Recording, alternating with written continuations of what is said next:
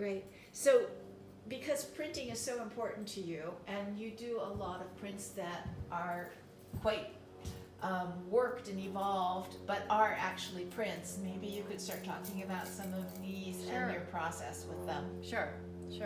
So, as so often in my process, I start with a print. And in this instance, a print that I have made on my Epson printer. And in this instance, it's on paper. And it's not unusual for me to work on top of a print that I felt was finished, because then I can just go right on top of something that's unfinished. So there actually is a print under there that you might see repeated. So I've got a print under there. And then on top of that, on this particular piece, and it's the same with most of these, I've got a Liquitex fluid Liquitex paint. I've got pencil mark. I will play with, because it's paper and I don't have a barrier, I will not use oil, of course, but I will use an oil pastel on my papers. So this has got a little bit of oil pastel, not too much on this particular one. That one's got a lot more oil pastel on it. But this is a Liquitex fluid paint, and that was a big find for me, and I just really enjoyed it. A Conti crayon, I will often use a white or a black Conti to get some fine lines. Yeah.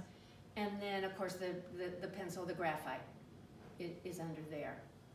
I think that's it. And this, of course, is paper, and the edging is that the perfect edging is because there's a print under there. And do you use a fixative on any of these? No, I There's don't. no fixative. No, there's no fixative.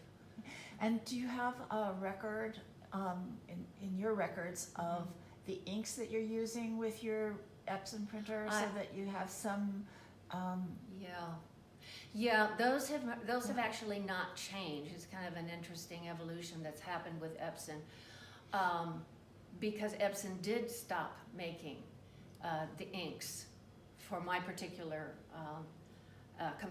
printer, and then there are some third-party organizations and businesses that are repeating and letting those of us who are still using this particular Epson 9600 Epson, we all would just up in arms when Epson stopped making the inks, but these third parties are keeping us afloat. So that'd be really good to have a record of the inks, of a written record. Yeah, of I like exactly that what idea. they are. Yeah, So and that- when they made the transition too, Yeah. they went from Yeah. Epson to the third parties. Yeah. So I know you've been printing a really long time.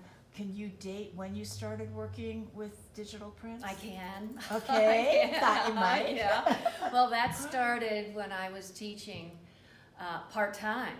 So it was Vista College, called Vista College at the time. Now it's Berkeley City College. Yeah. I was teaching part-time, and teaching studio classes, and the dean came to myself and two other professors and said, we want you to start a multimedia department.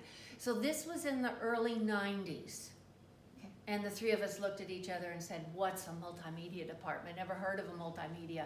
And so it was really way back then that we then were funded to go and print on an iris, it was called an iris printer.